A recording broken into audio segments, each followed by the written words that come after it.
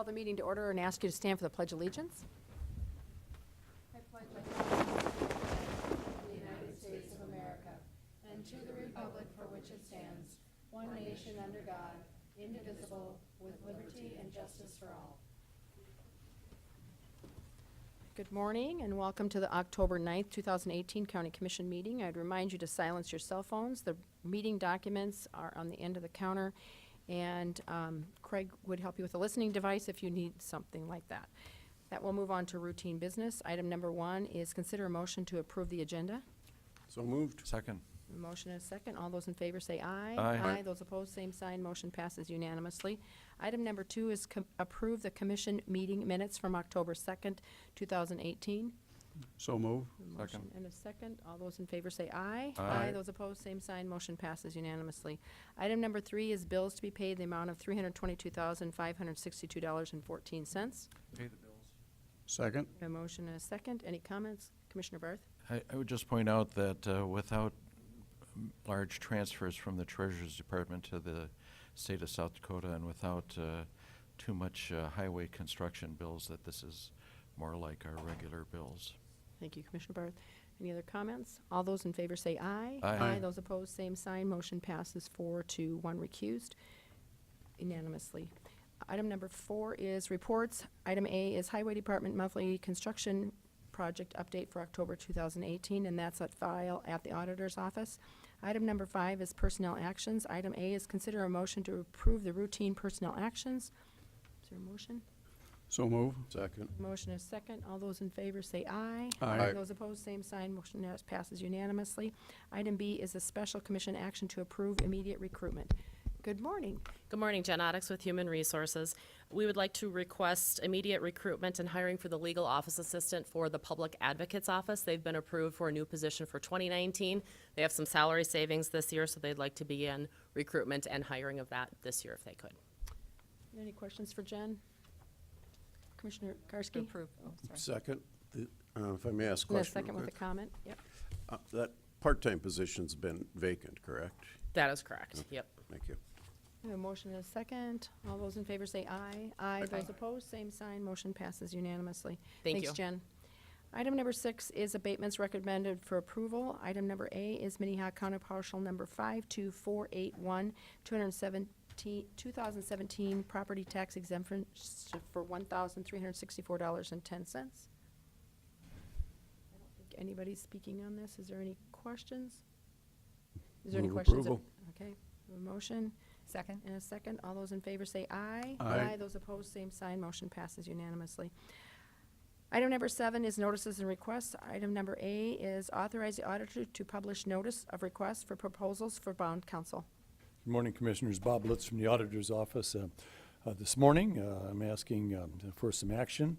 And the longtime Minnehaha County Bond Counsel, Betsy Abbey, formerly of Lindquist and Venom, informed the county that she'd be retiring from the position of Bond Counsel. To that end, the Auditor's Office, the Civil State's Attorney, and Betsy Abbey herself have been constructing an RFP to search for the next county bond counsel. The following documents are attached. Number 1 would be the RFP document itself. Included in that RFP document is item number 2, a timeline of events as this unfolds, and number 3, a notice of request for proposals.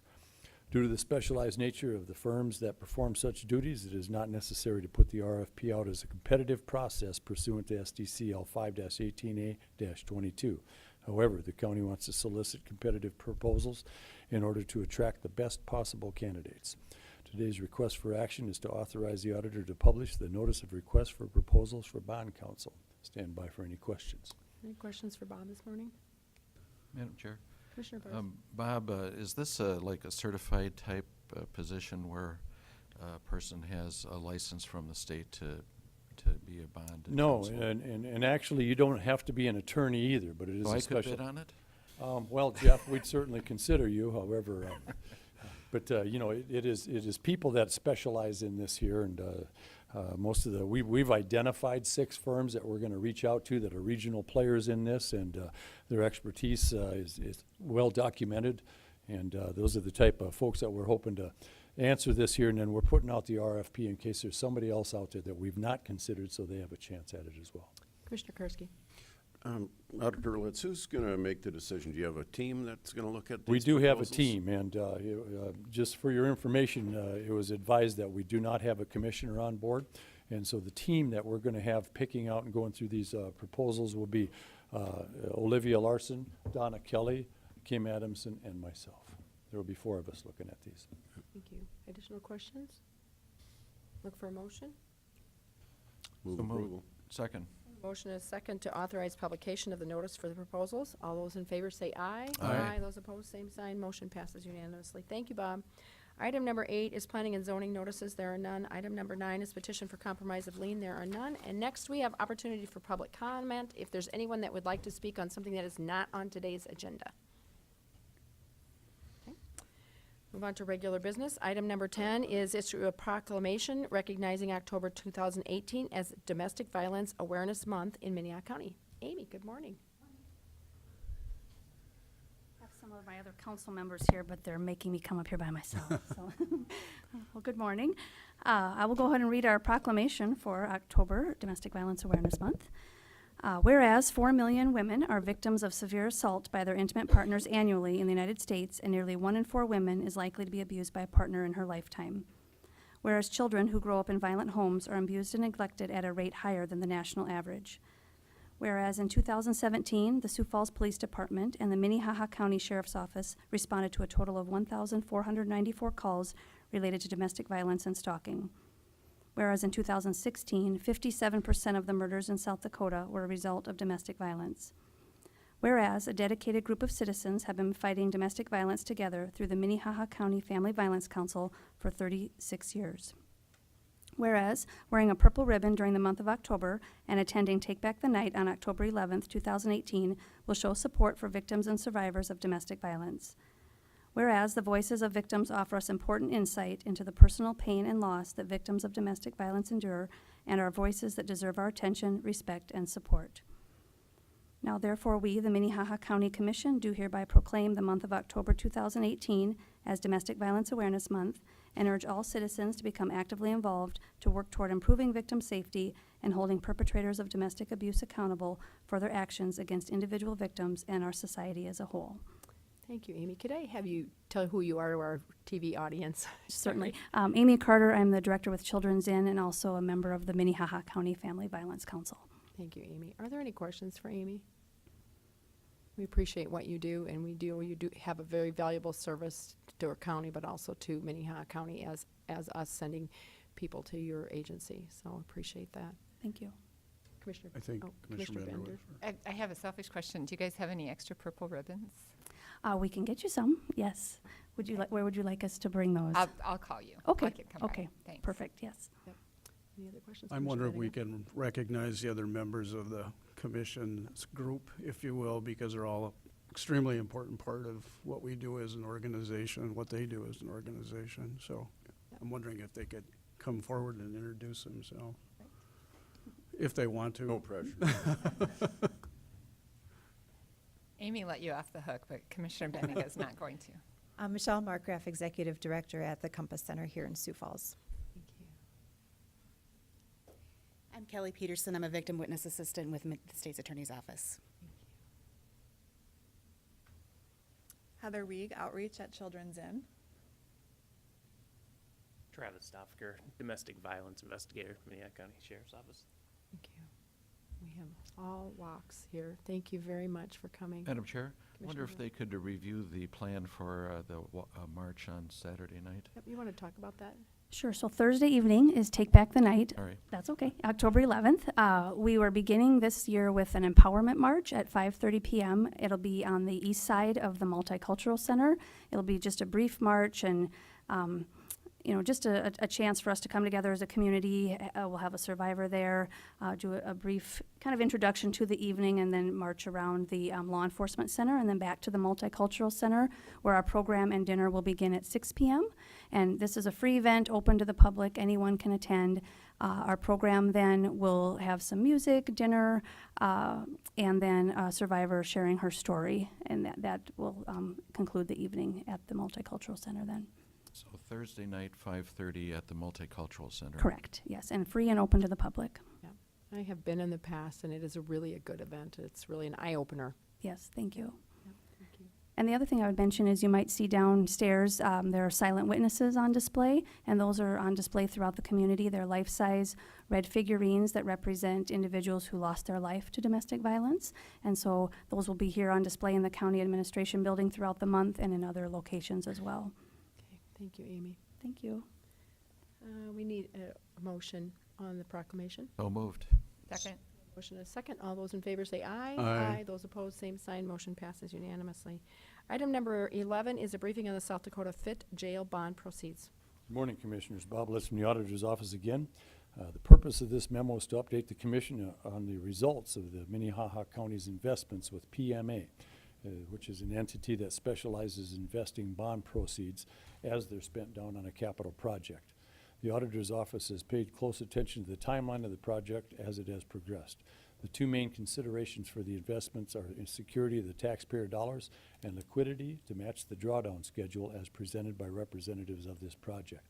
I'd also like to tell you that we have had 4 updates on the drawdown schedule as we go along. They've been very accommodating, and it's actually stretched this timeline out a little bit, and we've actually been able to invest more money than we had originally anticipated. To address the security of the taxpayer dollars, we are regulated by statute as to what type of investments the county can make. Minnehaha County has a system of laddered treasury notes and money market investments that are recognized as risk adverse. Liquidity is covered in the money market investments, which are available on demand. As of 8/31/18, we had a total of $42.2 million on deposit, with $1.5 million in money market and $40.7 million in other fixed rate investments. We originally had anticipated $1 million of interest earnings as a result of the investments made. We have realized $230,192 on interest earnings through 8/31/18, and we are on track to earn a total of $1.151 million through June of 2020. Stand by for questions. Questions for Bob? Commissioner Barth? Bob, in the environment where the Federal Reserve is raising rates, do we respond positively when those rates go up? Do our rate of return also go up? Yes, that would only serve to benefit the county. You know, as fate would have it, we bought the bonds at a pretty good interest rate, and now the interest rate's going up, so we benefit from investing that dollar. Additional questions? Okay. Bob, thank you for the briefing, and thank you for finding us a little more money You for bet. our jail. Thank you. 12 is authorize the chairman to sign agreement to place 3 requests for railroad crossing improvements on the South Dakota Department of Transportation statewide transportation improvement program. DJ, good morning. Good morning, Commissioners. DJ Booth, the Highway Superintendent. We have another few projects with the railroad. The Department of Transportation offers up a program through the federal government to improve railroad crossings in our county. And the program is a 90-10 split for funding, and so we pay 10% of the railroad's cost for improving the crossings. We've identified 3 of them, and the Department of Transportation has negotiated these 3 agreements with us, with their state's attorney's office. The first one is on Highway 130, right near Renner. The second one is on Highway 122 near Baltic, and the third one is on Highway 110 just south of Del Rapids. All 3 of these are in really poor shape and need to be replaced very badly. The memo says that we were hoping to get some of them done in 2018 and then the rest of them in 2019. We were contacted by the railroad. It sounds like all 3 of these will be in 2019. So today we just are requesting your approval of the contracts and signature on the contracts so we can move forward and get them planned for next year. Any questions for DJ on these crossings? Commissioner Bender? So DJ, are there a lot of other similar railroad crossings that we also are in need of repair as we look to the future? We have a pretty systematic program where we are replacing all of them throughout the county. The old timber ones that were installed anywhere from 10 years ago to 50 years ago, and we go through every year and we replace 2 or 3 of them, it seems like, and then sometimes at the end of the year the railroad contacts us and says if they have extra materials that they'll do an extra 1 or 2 of them for us. Since I've been here in 7 years, we've probably done 10 of them, 12 of them, and now we're trying to do the remaining. I think that we probably have another 15 or so to do. Okay, thanks. Okay. Additional questions, Commissioner Barth? Are some of these on township roads or? No, all of these would be on our county highway system. And so the townships work with the railroad on the others, or we just let them go with the wood and timbers, or? You know, I'm not sure. The county wouldn't have any jurisdiction over that. I would guess that the township would be available to apply for this program as well. It's a program that we have to apply for. I would think that the townships would be able to apply for it, but I can't say for sure. Madam Chair, it might be something that we want to bring up to the townships at a future time. Some of those roads, people are going fast with their grain trucks. I'll make a note to follow up with that, and if they are able to apply for it, I'll make sure to mention that during our next township meeting. Thanks. Okay. Any other questions for DJ? We need a motion. So move. Second. A motion, a second. All those in favor say aye. Aye. Aye. Those opposed, same sign. Motion passes unanimously. Item number 13 is consider a motion to authorize the Highway Department to purchase a plow package from Truck Bodies and Equipment Internationals Incorporated at the Minnesota State bid price. Commissioners, we have previously purchased 2 Freightliner trucks and 2 truck bodies from Northern Truck here in Sioux Falls. And the last package to purchase to complete the installation of these snowplow trucks would be the hydraulic system to operate the bodies and the plows, and then the plows that go along with the hydraulic system. We've looked through the available contracts that we're able to purchase off of, and the Minnesota State bid is the most favorable contract. And so we've provided you with a quote and contract from the Minnesota State bid for a total of $51,384. It's for 2 separate trucks, so they're about $25,000 each, and looking for your approval on this purchase. Questions on the trucks? Motion. Move for approval. Second. Motion and a second. All those in favor say aye. Aye. Those opposed, same sign. Motion passes unanimously. Item number 14 is consider motion to declare 2 Highway Department plows, plow trucks as surplus. Separate from this last agenda item, the 2 trucks that we purchased last year are now in service, and so we're looking to surplus the 2 trucks that they are replacing. One of those, truck 0544, we're proposing to be auctioned off at Iron Planet. That's been a pretty favorable method of disposal for us in the past. And then the other truck, the one that's in a little bit better condition, we're requesting for the commission to authorize that to be donated to the Sioux Empire Fair. And as a reminder that any donation of property has to have all 5 commissioners present, and it has to be a unanimous vote. And so looking for both of those. I think we probably should do 2 motions for that, for those requests. Okay. Madam Any Chair, I'd questions make a on that? motion to donate that 1 vehicle to the Sioux Empire Fair. Okay. Second that. I have a motion and a second to, oh, we need to do it first as a surplus, Jeff.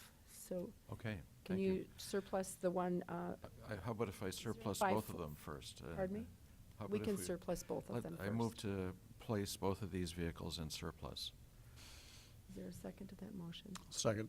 I have a motion and a second to surplus both vehicles. All those in favor say aye. Aye. Those opposed, same sign. Motion passes unanimously. Now, And then I Commissioner Byrd. renew my original motion to donate to the Sioux Empire Fair. It'd be the 2005 Sterling 0547 to be donated to the Sioux Empire Fair. Is there a second? Second. A motion and a second. Now we have to have a roll call vote. Karski, Yes. Barth, Aye. Bender, Aye. Benega, Aye. Hiberger. Aye, that passes unanimously. That's all we need, because we already surplused the other one, so, let's see, the next one is item number, that passes unanimously, I don't know if I said that. Item number 15 is authorize the chairman to sign right-of-way agreements, purchase agreements to acquire 5 parcels of land to rebuild County Highway 149. Commissioners, it's County Highway 146, I'm sorry. Sorry, So- I read it wrong. One of the big projects we're working on for next year, and maybe 2019 and 2020, it's probably going to end up being a 2-year project, is the reconstruction of County Highway 146 from State Highway 11 east 7 miles to the Minnesota state line. And our consultant and our staff have been working pretty hard to get all the right-of-way in order for this project. Most of the corridor had less than 100 foot of right-of-way, and so they've been working with landowners to try to get that full 100-foot corridor established in order to do the reconstruction project in the next 2 years. Today we have 5 different documents, H-lots and permanent drainage easements that we are requesting approval for the completion of this project. And this is just what they've been working on recently. We're going to have quite a few more here in the future. So today we're asking your approval on these 5 documents.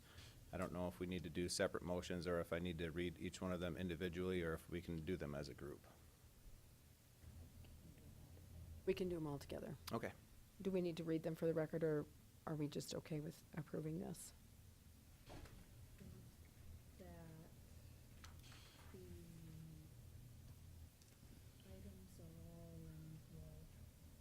They're public, so. Okay. Okay, that's fine then. If there's no questions. Read each name, the titles, so 1, 2, 3, 4, 5. I don't know that You you wanna have to read the read name? all the legals. Okay. So if you wanna DJ, you just want to read 1, 2, 3, or 5 and their names, and then we'll Okay. we'll vote on the motion.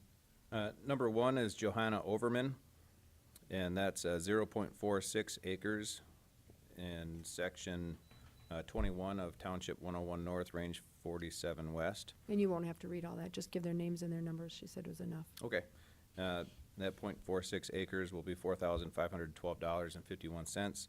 The second one is Jeffrey Niesink and Christine Niesink, and they have 0.06 acres for $1,395.64. The third one is Gerald Kunart and Mary Kunart, and that's 0.19 acres for $4,419.51. The fourth one is Donna Webster. That's 0.19 acres in the amount of $1,863.86. The fifth one is Sandra Peters, and that's 0.21 acres in the amount of $2,060.06. Are there any questions on those? It was Marie Kunert instead of Mary. Other than that, I'd look for a motion. Move approval. Second. A motion, a second. All those in favor say aye. Aye. Those opposed, same sign. Motion passes unanimously. Thanks, DJ. Thank you, Commissioners. Item number 16 is fleet management update on vehicle acquisition and motor pool management and inventory management software. Good morning, Craig Dewey, Commission Office.